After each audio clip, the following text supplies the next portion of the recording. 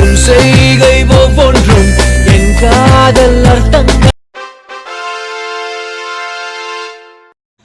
Hello friends, welcome to Sabi time pass. இன்றைக்கி நம்ம என்ன மினி விலாக் பார்க்க போகிறோம் பார்த்தீங்கன்னா, மினி விலாக்ன்றதோட ஒரு வீடியோ இது.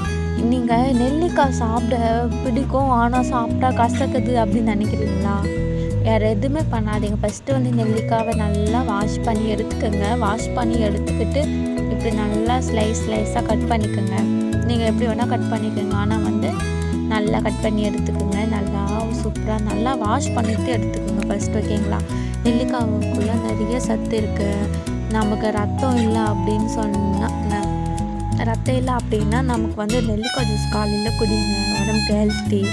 ஸோ நெல்லிக்காயில் வந்து நிறைய பெனிஃபிட் இருக்குது. உங்களுக்கு நெல்லிக்காய் பிடிக்குமா சொல்லுங்கள். ஃபைனலாக வந்து நான் எடுத்து வச்ச நெல்லிக்காய் எல்லாமே கட் பண்ணி இது மாதிரி பண்ணிவிட்டேன்.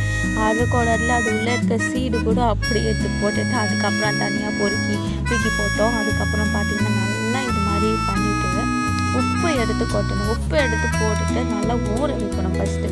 ஸோ ஊற வச்சதுக்கப்புறம் வந்து எல்லாத்தையுமே நல்லா கலந்து நல்லா இது பண்ணிகிட்டே இருக்கணும். இது மாதிரி நல்லா கையிலே வச்சுட்டு நல்லா கலர் விட்டுட்டே இருங்க. கரண்ட் யூஸ் பண்ணுறவங்க அப்புறம் யூஸ் பண்ணிக்கலாம். நம்ம கையிலே நல்லா இப்படி பண்ணோன்னா உப்பு வந்து நல்லா வரும். என்னோட பச்சையாக இருக்க பார்க்குறீங்க எல்லாம் வெள்ளரிக்காய், நெல்லிக்காய் வந்து பாதி நெல்லிக்காய் கொஞ்சம் கட் பண்ணாமல் அப்படியே இருந்தது.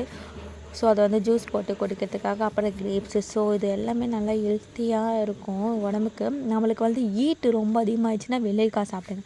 ஸோ உப்புலாம் போட்டு நல்லா குளிக்க வச்சு இந்த நெல்லிக்காவை எடுத்து நம்ம டப்பாக்குள்ளே போட்டுட்ருக்கோம்.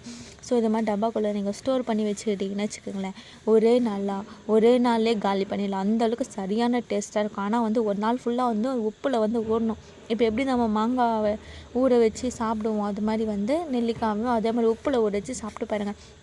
அப்படியே நினைக்கும் போது எனக்கு வாயில் வச்சு ஊறுது. அந்தளவுக்கு சரியான டேஸ்ட்டாக இருக்கும்.